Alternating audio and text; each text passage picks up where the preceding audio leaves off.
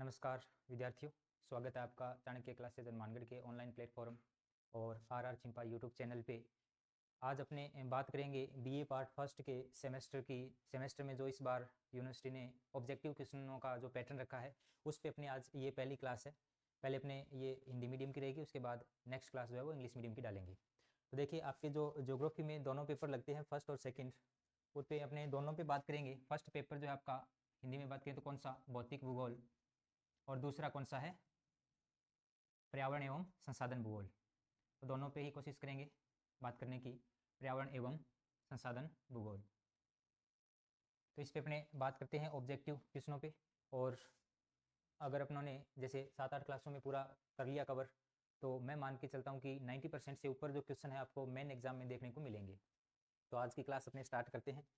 सबसे पहले पहला क्वेश्चन देखिए, निम्नलिखित में से सौर परिवार के पिंडों के बढ़ते घनत्व के अनुसार कौन सा सही क्रम है। यानी घनत्व जो है वो बढ़ता हुआ क्रम जो है, निम्न में से कौन से चार ऑप्शन आपके सामने, फटाफट आंसर देने की कोशिश कीजिए।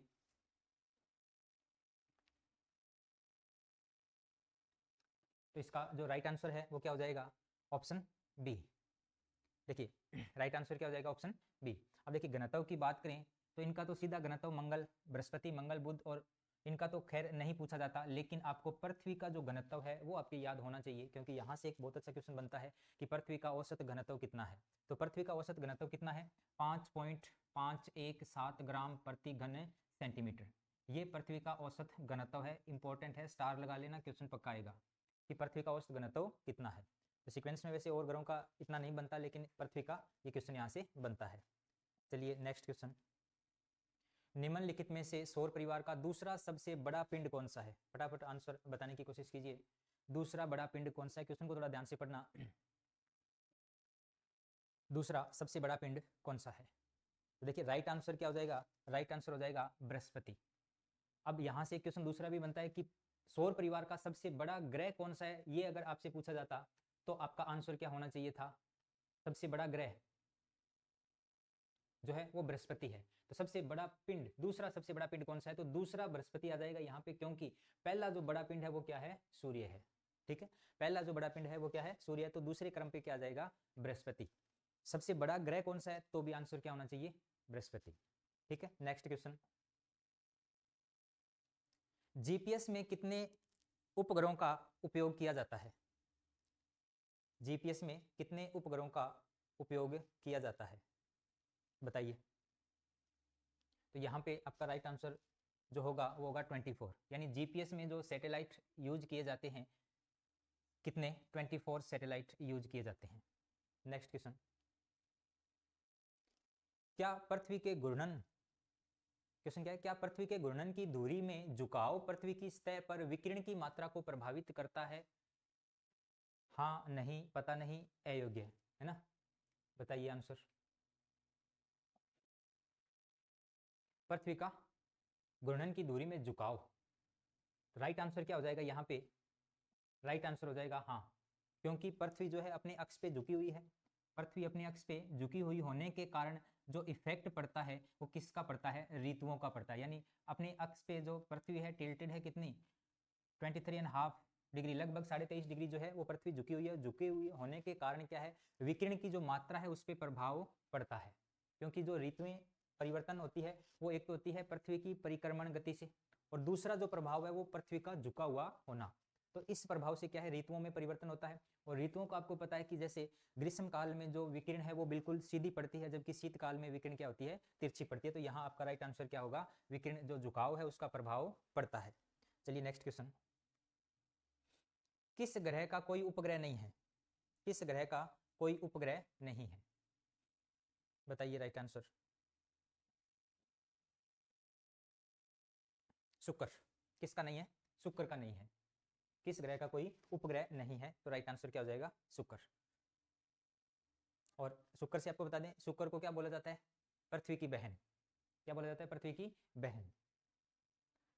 नेक्स्ट, फिलामेंट शब्द का प्रयोग सर्वप्रथम, फिलामेंट शब्द का प्रयोग किया गया, मतलब पूछा गया कि आपको कौन सी परिकल्पना में फिलामेंट वर्ड जो है उसका यूज किया गया है। तो इसका राइट आंसर क्या हो जाएगा, ज्वारीय परिकल्पना। किसमें इसमें ज्वारीय परिकल्पना में फिलामेंट शब्द का जो है प्रयोग किया गया है। अब यहाँ से एक दो क्वेश्चन और अच्छे बनते हैं। कैसे? देखिए, ग्रहाणु परिकल्पना किसने दी? ये क्वेश्चन बहुत अच्छा बनता है। ग्रहाणु परिकल्पना किसके द्वारा दी गई? तो आपका आंसर होना चाहिए चैम्बरलिन के द्वारा। किसके द्वारा? चैम्बरलिन। ग्रहाणु परिकल्पना किसने दी? चैम्बरलिन ने। बहुत अच्छा क्वेश्चन है, स्टार लगा लेना। ज्वारीय परिकल्पना किसने दी? जेम्स जीन्स ने। जेम्स जीन्स ने। ज्वारीय परिकल्पना किसने दी? जेम्स जीन्स ने। सुपरनोवा परिकल्पना किसने दी? याद रखना, ओटो सिमिड। किसने? ओटो सिमिड के द्वारा सुपरनोवा परिकल्पना दी गई। उसके बाद अंतरतारकीय धूल परिकल्पना, अच्छा, अंतरतारकीय धूल परिकल्पना किसके द्वारा? ओटो सिमिड के द्वारा। जबकि सुपरनोवा जो परिकल्पना है ये होयल एवं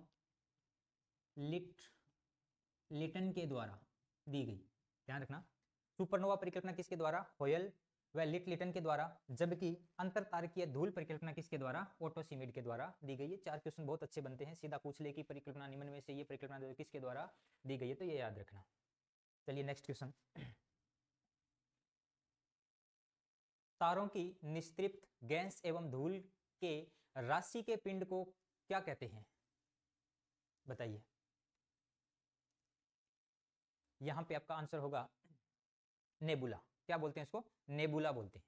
फिलामेंट का भी जिक्र किया आपने, जेम्स जीन्स की जो परिकल्पना है उसमें जिक्र हुआ। ग्रहाणु परिकल्पना चैम्बरलिन के द्वारा दी गई थी। द्वितारक जो परिकल्पना है ये भी एक परिकल्पना है, याद रखना। यहाँ पे भी आपको थोड़ा सा बता दूं, द्वितारक परिकल्पना भी है जो रसेल के द्वारा दी गई है।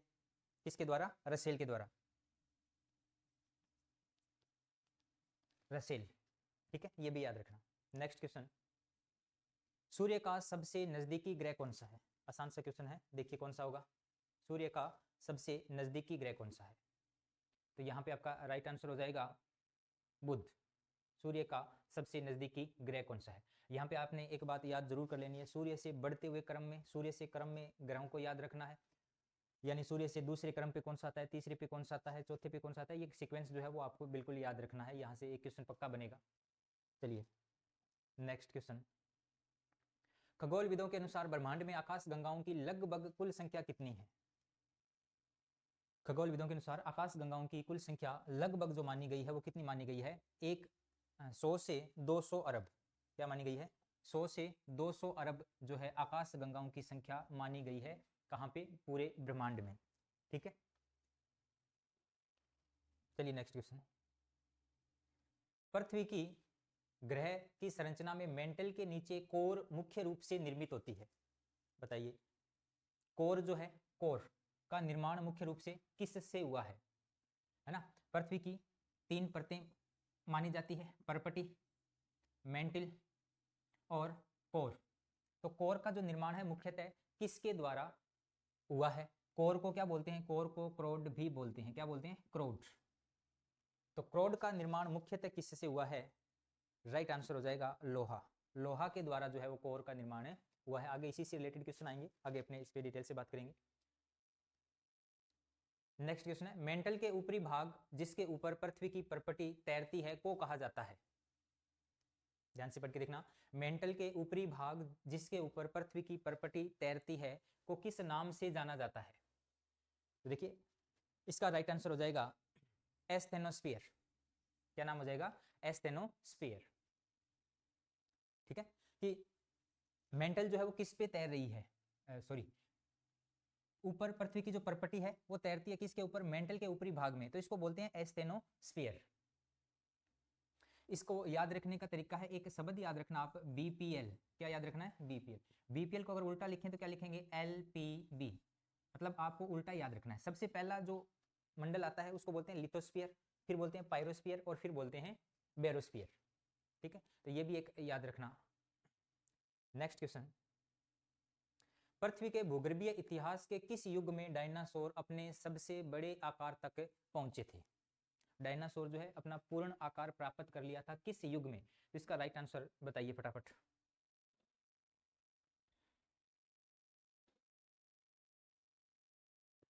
बताइए, राइट आंसर क्या हो जाएगा? जुरासिक। राइट आंसर क्या हो जाएगा? जुरासिक जो एरा था, युग था, उसमें डायनासोर का जो आकार है वो सबसे बड़ा था। नेक्स्ट क्वेश्चन, गुटेनबर्ग असंततता किसके बीच स्थित है? गुटेनबर्ग असंततता किसके बीच स्थित है? यहाँ मैं आपको बताऊं, यहाँ से एक क्वेश्चन बहुत अच्छा बनता है और मेरे हिसाब से आपके मेन एग्जाम में 100% ये क्वेश्चन आएगा। असंततता, इसको डिसकॉन्टिन्यूटी बोलते हैं। क्या बोलते हैं? डिसकॉन्टिन्यूटी। असंततता मैंने जैसे कई बार बताता होता हूँ, देखिए इस तरीके से अपने पृथ्वी का जो आंतरिक भाग है उसमें कई जगह पे जो भूकंपीय तरंगे हैं उनकी जो गति है उनमें परिवर्तन होता है। उनकी गति या तो अचानक बढ़ती है या अचानक कम होती है, तो उनके बीच जो असंततता पाई जाती है वो मुख्यतः 5 प्रकार की है। कितने प्रकार की? 5 प्रकार की। 5 जो प्रकार है वो आपने याद रखना है कमरगल के नाम से। क्या याद रखना है? कमरगल। ये एक ट्रिक याद कर लेना, यहाँ से आपको 2 या 3 क्वेश्चन पक्के मिलेंगे। क्या याद करना है? कमर, KMRGL, एक शब्द तो ये याद करना है, ठीक है। दूसरा आपको ये भी पता होना चाहिए कि पृथ्वी के आंतरिक भाग में जो परतें हैं वो कितनी है। मुख्यतः 3 प्रकार की परतें अपने देखते हैं, कौन सी? एक तो परपटी, ठीक है, दूसरी मेंटल, तीसरी कोर जिसको क्रोड भी बोलते हैं। ये 3 परतें हैं पृथ्वी के आंतरिक भाग में। अब देखिए इन 3 परतों को क्या करना है, इसको 2 भागों में बांटना है, परपटी को, मेंटल को 2 भागों में बांटना है और क्रोड को भी कितने भागों में बांटना है? 2 भागों में। तो कैसे करेंगे? सबसे पहला लिख सकते हो आप ऊपरी परपटी। क्या लिख सकते हो? ऊपरी परपटी। उसके बाद निचली परपटी या क्रस्ट भी बोलते हैं इसको, अंग्रेजी में क्या बोल सकते हो आप? क्रस्ट बोल सकते हो, परपटी या क्रस्ट। अब मेंटल के भी 2 पार्ट करने हैं, ऊपरी मेंटल, निचला मेंटल, और तीसरा हो गया कोर या क्रोड, इसको बोलते हैं बाह्य क्रोड। इसके भी 2 पार्ट हमने कर दिए, बाह्य क्रोड और दूसरा कर दिया आंतरिक क्रोड, आंतरिक क्रोड या कोर, ठीक है। यानी आपने याद रखना है पृथ्वी आंतरिक भाग को 3 पार्टों में बांटा गया, परपटी, मेंटल और कोर। और अब आपको क्या करना है, इनके 2-2 पार्ट बना देने, ऊपरी पार्ट निचला पार्ट, ऊपरी पार्ट निचला पार्ट। इस तरीके से हमारे पास इस तरीके से सीक्वेंस आएगा। अब आपने क्या करना है, ये जो ट्रिक मैंने आपको बताई है ये ट्रिक इसमें डाल देनी है। कैसे? सबसे पहले के आ जाएगा इनके बीच में, के से बनेगा कोनार्ड असंतता। क्या नाम आ जाएगा यहाँ पे? कोनार्ड असंतता। के से क्या बनेगा? कोनार्ड। नोट कर लेना कॉपी में। दूसरा एम कहां लिख देंगे इनके बीच में? एम से क्या बन जाएगा? मोहरोविक। एम से क्या बन जाएगा? मोहरोविक बन जाएगा, मोहरोविक असंतता, है ना। उसके बाद अगला जो अल्फाबेट है वो क्या है? आर। आर से बन जाएगा रेपिटी। आर कहां लिख दें? यहाँ पे। कौन सा? रेपिटी, रेपिटी। नोट कर लेना नोटबुक में। उसके बाद अगला जो अल्फाबेट अपने पास बच गया जी। जी को किस में सेट करना है? इन दोनों के बीच में। और जी से बनता है गुटेनबर्ग असंतता, जो कि अपने क्वेश्चन में पूछा गया है। क्या लिखा है? जी से गुटेनबर्ग असंतता। और पूछा क्या गया है कि गुटेनबर्ग असंतता किसके बीच है। तो अब आप ये अगर ट्रिक याद है तो आसानी से आप बता सकते हो कि एक तो निचला मेंटल है और बाह्य क्रोड है। तो यहाँ ऑप्शन में देखिए निचला ऊपरी भाग जो है वो इसमें नहीं दे रखा, तो कौन सा मैच करेगा? देखिए इसमें कौन सा मैच हो जाएगा? परपटी और मेंटल के बीच में नहीं है, मेंटल और क्रोड के बीच में है, ऊपरी क्रोड और आंतरिक क्रोड नहीं हो सकता, है ना। ऊपरी मेंटल और निचला मेंटल के बीच में भी नहीं है, क्योंकि ऊपरी मेंटल और निचले मेंटल के बीच में तो रेपिटी है। तो यहाँ पे आपका इसमें भी नहीं होगा, क्योंकि परपटी में कौन सा शामिल है? कोनार्ड। तो आपका राइट आंसर क्या हो जाएगा? मेंटल और क्रोड, ठीक है। ये क्वेश्चन मैंने अलग अलग नहीं डाला क्योंकि इसके अगला जो क्वेश्चन है वो इसी तरीके से, तो इनको अपने 6 भागों में बांट सकते हैं। अब लास्ट बच गया कौन सा? एल। एल को कहाँ पे सेट करें? यहाँ पे। एल से बनता है लेहमान। क्या बनता है? लेहमान असंतता, असंतता। तो लेहमान असंतता किसके बीच मिलती है? बाह्य क्रोड और आंतरिक क्रोड से। यहां से एक क्वेश्चन 100% आएगा, पक्का आएगा, याद कर लेना, ये ट्रिक याद कर लेना। फिर पृथ्वी को 3 पार्टों में बांटकर उसके 6 पार्ट बना लेना और एक एक अल्फाबेट इसके अंदर डाल देना। ऐसे नहीं रट पाओगे आप कि गुटेनबर्ग कहाँ मिलती है, रेपिटी कहाँ मिलती है और लेहमान कहाँ मिलती है, नहीं रट पाओगे। ये ट्रिक याद कर लेना, 100% गारंटी लेता हूँ एक क्वेश्चन आएगा, ठीक है। पेपर जिस दिन होगा उसके शाम को मैं आपको सोल्यूशन भी करवाऊंगा इसमें, तो आपको दिखा दूंगा कि ये रहा क्वेश्चन, ठीक है। तो ये याद कर लेना। चलिए नेक्स्ट क्वेश्चन, थोड़ा फास्ट चलेंगे, टाइम ज्यादा लग रहा है। नेक्स्ट क्वेश्चन है गुटेनबर्ग असंतता, असंबंधता या असंतता किन्हें अलग करती है? तो बताइए, इसमें ऑप्शन अभी आपको करवाया है, फटाफट इसका आंसर बताइए।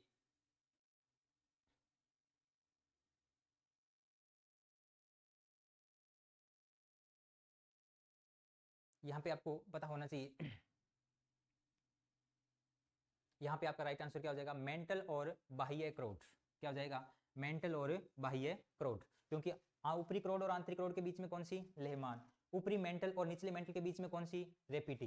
परपटी और मेंटल के बीच में कौन सी पहली आ जाएगी, कोनार्ड, है ना। तो यहाँ पे आपका राइट आंसर क्या हो जाएगा, मेंटल और बाह्य क्रोड। यहाँ मेंटल की बजाय ये ऊपरी मेंटल निचले मेंटल में भी बांट सकता है, तो आपको वो ट्रिक याद रखनी है। नेक्स्ट क्वेश्चन, निम्न में से कौन सा कथन सत्य नहीं है, कौन सा कथन सत्य नहीं है। तो देखिए पूरे पेपर में एक आधा क्वेश्चन ऐसा भी आएगा, थोड़ा सा घुमाकर आएगा, थोड़ा सा हो सकता है टिपिकल डाल दें, तो देखना ध्यान से पढ़ना, कौन सा सत्य नहीं है। पृथ्वी का अधिकांश भाग मेंटल है, ठीक है। सीमा सियाल पर तैरता है, पृथ्वी की परत सियाल से बनी है, पृथ्वी की परत जो है वो सियाल से बनी है, सागर तल सीमा से बना है।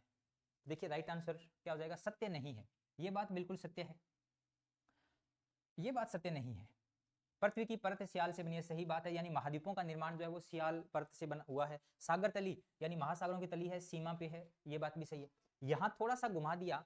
अब देखिए सियाल, सीमा सियाल पर तैरता है, ऐसा नहीं है, सीमा सियाल पर नहीं तैरता, सियाल जो है वो सीमा पे तैरती है, सियाल परत जो है वो किस पे तैरती है, सीमा पे। यानी इस तरीके से बात करें, सबसे ऊपरी परत कौन सी, परपटी।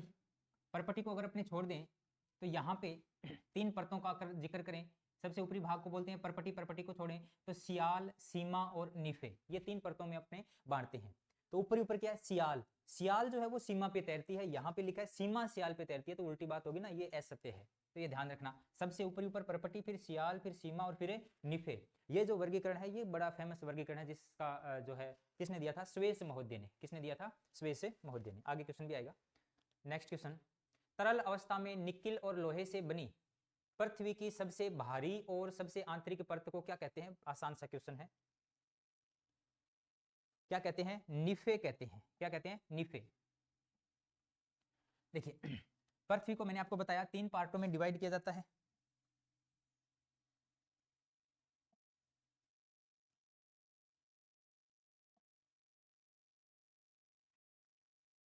तीन परतों में डिवाइड किया जाता है।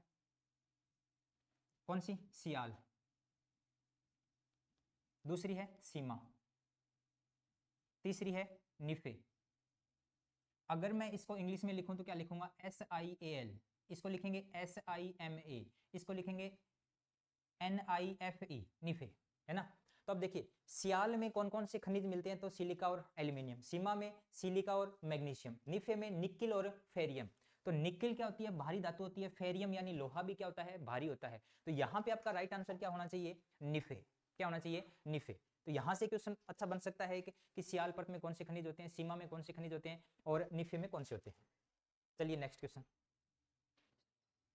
नेशनल ज्योग्राफी सोसाइटी के अनुसार मेंटल की मोटाई कितनी है, तो इसका राइट आंसर हो जाएगा 2900 किलोमीटर। याद रखना, मेंटल की मोटाई पूछी, किसकी, मेंटल की मोटाई कितनी होती है, 2900, 2900 किलोमीटर।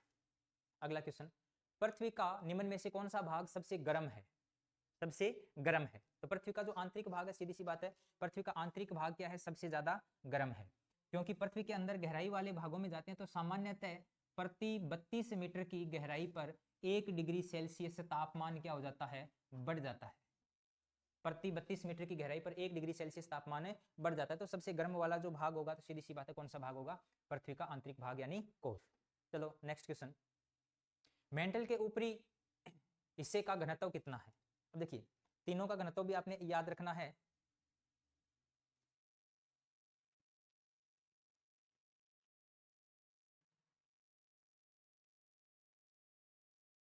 तीनों का घनत्व भी आपने याद रखना है।